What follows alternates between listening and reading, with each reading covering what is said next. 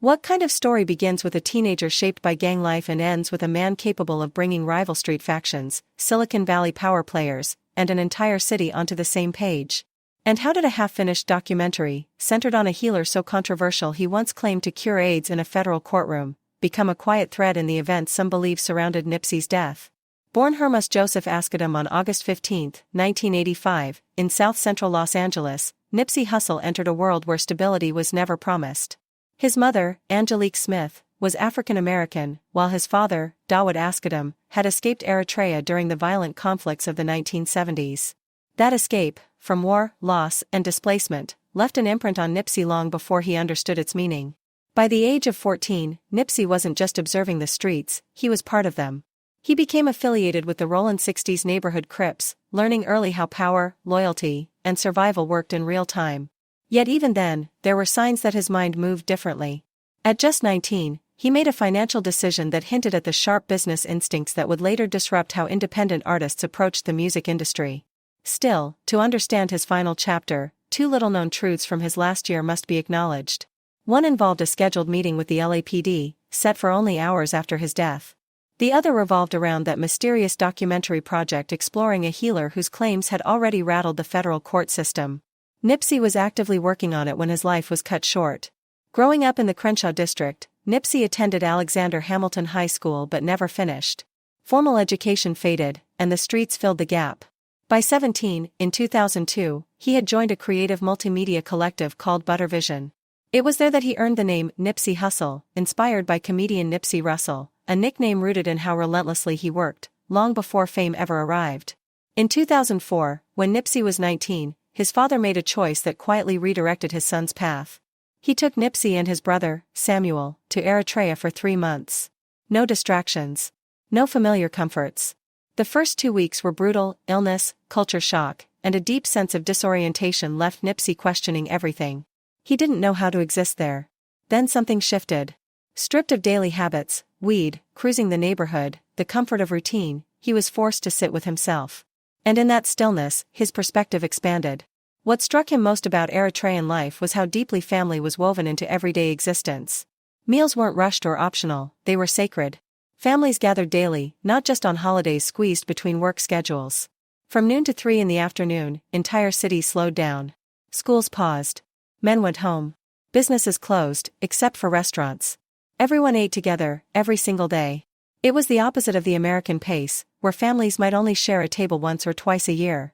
When Nipsey returned to Los Angeles, he wasn't the same. He carried a vision, but first, he had to survive long enough to build it. In December 2005, at just 20 years old, he independently released his first mixtape, Slauson Boy Volume 1. The project sparked enough attention to land him deals with Cinematic Music Group and Epic Records. But this moment of momentum came with a shadow. Years later, Nipsey revealed that he signed his Epic Records deal while actively avoiding law enforcement. He was laying low at a friend's house, fully aware that someone connected to a crime he was entangled in was already behind bars. The pressure was real, and the clock was ticking. His thinking was simple and strategic: sign the deal, secure the money, and prepare to fight what was coming. Even then, the pattern was clear: Nipsey wasn't just reacting to circumstances. He was maneuvering through them, always several steps ahead, even when the odds were stacked against him. But even that couldn't compare to what his brother, Black Sam, endured firsthand. At one point, Sam buried $200,000 in their backyard, literally underground, then chose to start over from scratch, hustling his way back up. When they finally dug the money back up, more than half of it was ruined. Roughly $107,000 had been destroyed by mildew. Nipsey never forgot that moment. He remembered his mother and his little sister, only about 10 years old at the time, crowded into the living room, hair dryers running non-stop, desperately trying to save what was left. The house was filled with the sour smell of wet cash.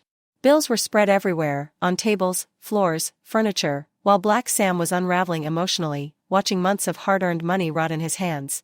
Nipsey stood there as a kid, absorbing the lesson the hardest way possible: money doesn't survive on hope alone. You can't bury cash and expect it to be safe. Then came another turning point. In 2010, Epic Records ran into financial trouble. Nipsey chose not to renew his contract. He walked away from the major label system entirely, and never looked back. Later, he explained exactly why. When he was signed, Epic was under a leadership group that truly believed in him: people like Charlie Walk, Brandon Creed, Adam Granite, Johnny Shipes, and Jim McDaniels. They had influence. They had vision. But once they left, the entire structure changed.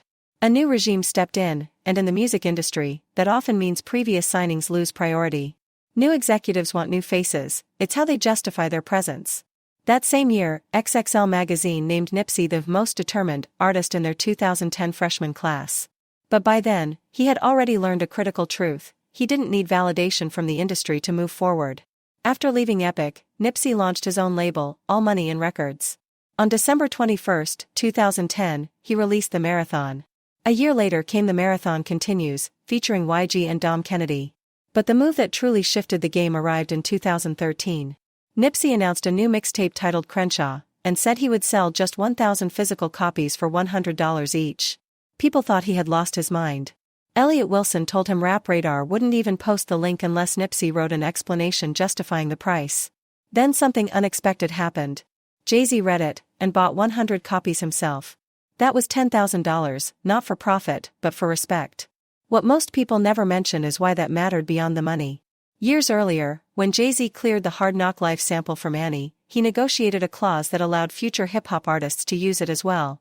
So when Nipsey wanted to sample it years later, he didn't have to fight the system. Jay had already opened the door. That kind of long-term, community-minded thinking deeply influenced Nipsey's approach to business.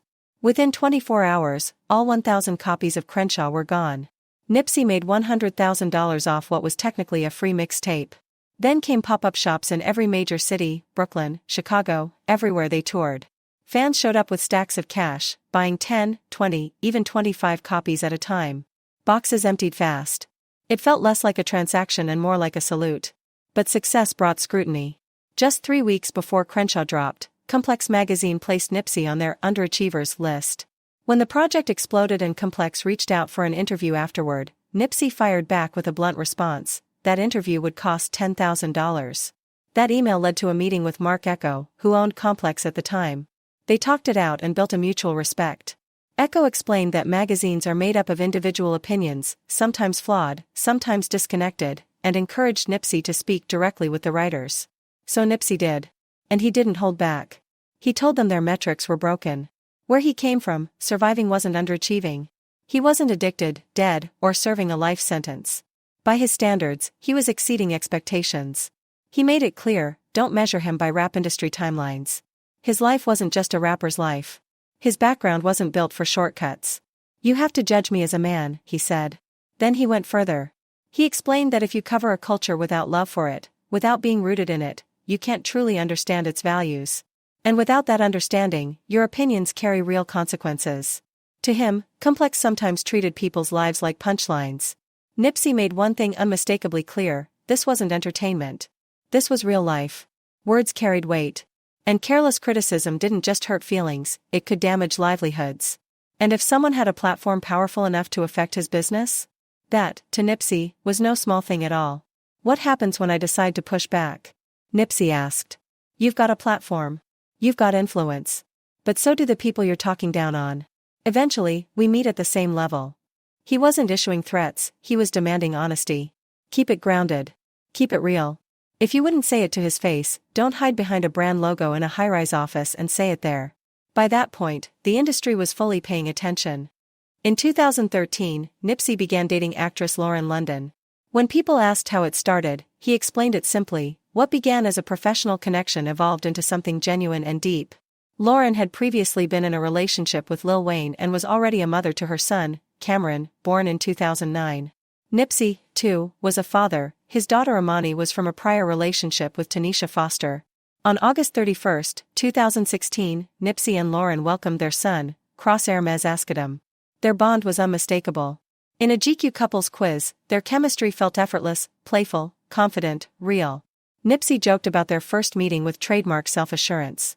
He instantly knew Lauren's favorite movie. He guessed her favorite color wrong at first, red, but she laughed and corrected him, purple.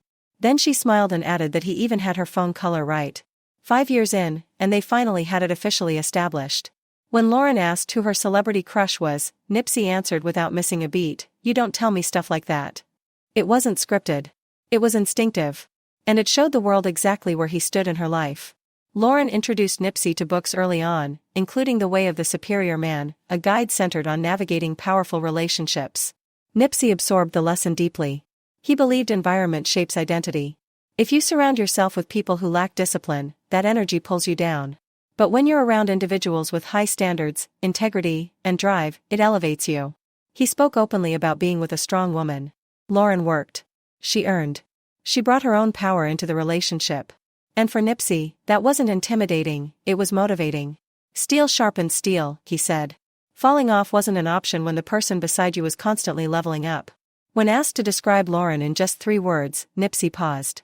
He chose carefully. Yet despite the depth of their relationship, they never officially married. When photos surfaced of them wearing rings at a club, speculation exploded.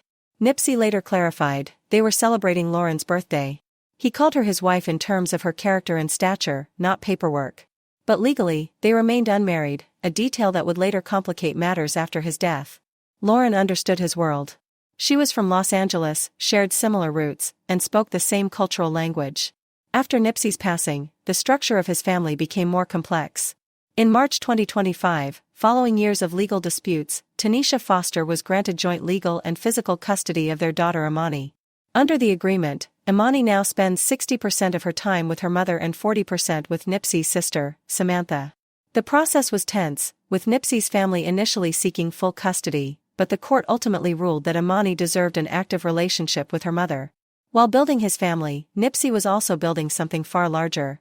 On New Year's Eve 2014, he released Mailbox Money, once again selling 1,000 physical copies at $100 each. Critics called it absurd. Nipsey called it intentional. He explained that his pricing reflected his philosophy. Hoodies priced at $100. Apparel at $400. A limited edition book priced at $500. Only 1,000 copies. Not everyone was meant to have access. He wasn't trying to be mass market. He wasn't Walmart. He was aiming for Hermes. Scarcity wasn't a gimmick, it was value. On June 17, 2017, Nipsey opened the Marathon clothing store at the corner of Slauson Avenue and Crenshaw Boulevard, alongside partners Steve Carless, Karen Civil, and his brother Black Sam. It wasn't just a retail space, it was a smart store, blending culture, technology, and exclusivity. Customers could unlock music and content directly through an app tied to the merchandise. A year before his death, Nipsey took ownership even further. He partnered with real estate investor David Gross to purchase the entire shopping plaza where the store stood. This wasn't branding. This was ownership. This was legacy. Then came Victory Lap. On February 16, 2018, after years of delays, Nipsey finally released his debut studio album. It debuted at number 4 on the Billboard 200, selling 53,000 units in its first week. For Nipsey, it felt like elevation. Not a dismissal of his mixtape era, but a clear step upward. This was a national release, fully backed, fully realized. Tracks like Double Up, Last Time That I Checked, and Dedication, featuring Kendrick Lamar, entered the Billboard Hot 100. Kendrick's verse on Dedication, calling Nipsey a man of principle, carried weight. It validated the path Nipsey had taken, the long way. Victory Lap earned a nomination for Best Rap Album at the 61st Grammy Awards in 2019. It lost to Invasion of Privacy, but by then, the trophy didn't matter. Nipsey had already proven his point. Beyond music, he co-founded Vector 90, a hybrid co-working space and STEM center in Crenshaw. Designed to connect underrepresented youth with opportunities in science, technology, engineering, and math. He constantly spoke about cryptocurrency, investing in platforms like Followcoin. He believed crypto was a moral correction, an equalizer engineered by programmers to challenge corrupt financial systems. But there was one project that stirred deeper intrigue. During an interview, Nipsey addressed a controversial topic that would later spark conspiracy theories. When asked about the deaths of holistic doctors, he didn't hesitate. Pharmaceutical money, he explained, moved in the billions. And history showed that people had been silenced for far less. That led him to Dr. Sebi, a Honduran herbalist who claimed to cure AIDS, cancer, diabetes, and other illnesses through an alkaline, plant-based approach. The medical establishment dismissed him as a fraud. But in 1985, when New York's Attorney General sued Dr. Sebi for false claims, something extraordinary happened. He won, by presenting 77 patients who testified under oath that they had been cured. That story stayed with Nipsey. And it was only the beginning of what he was uncovering. She introduced me to it, Nipsey said. I'm wired a certain way, I perform, I talk, I move on energy. And what he was saying just hit a frequency that made sense. At first, it wasn't about curing anything. Nipsey wasn't sick. He was exhausted. Tour life had drained him, constant travel, poor eating habits, smoking, no balance. He needed something that could restore his energy, not just mask the fatigue. So he tried it. And he felt the difference. That curiosity turned into conviction. He started reading, watching interviews, studying the philosophy behind it all. Before long, he found himself sharing it with anyone who would listen. Casual conversations turned into recommendations. You should try this, he'd tell people, almost instinctively. Then he learned about the court case. Forget health claims for a moment, just the story alone was powerful.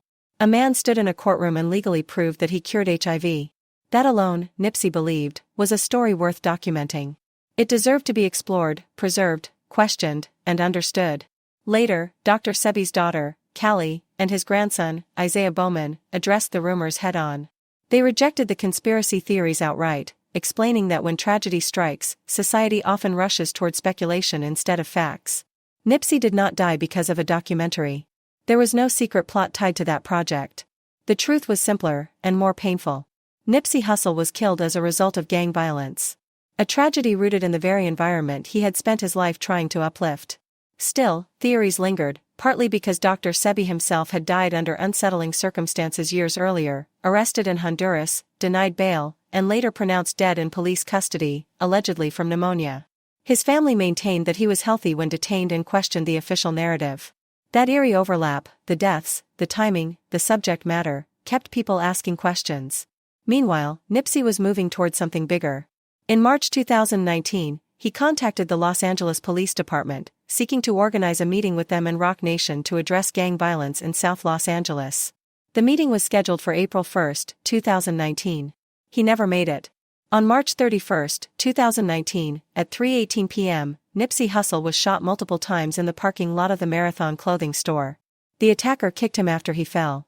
2 others were also injured. All 3 were rushed to the hospital. Nipsey was pronounced dead at 3:55 p.m. He was 33 years old. The suspect, Eric Ronald Holder Jr., was later arrested.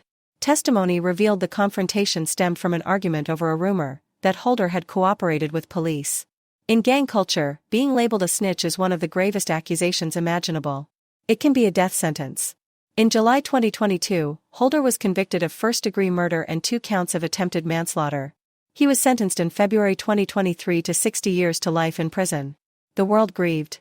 Former President Barack Obama wrote that while many saw only violence and despair in Nipsey's neighborhood, Nipsey saw promise. His memorial service was held at the Staples Center on April 11, 2019. A 25-mile funeral procession moved through south-central Los Angeles and Watts. Security was provided by the Nation of Islam. Then something extraordinary happened. Gang leaders from across Los Angeles, Crips and Bloods, came together. They marched side by side. They held peace summits. They agreed to cease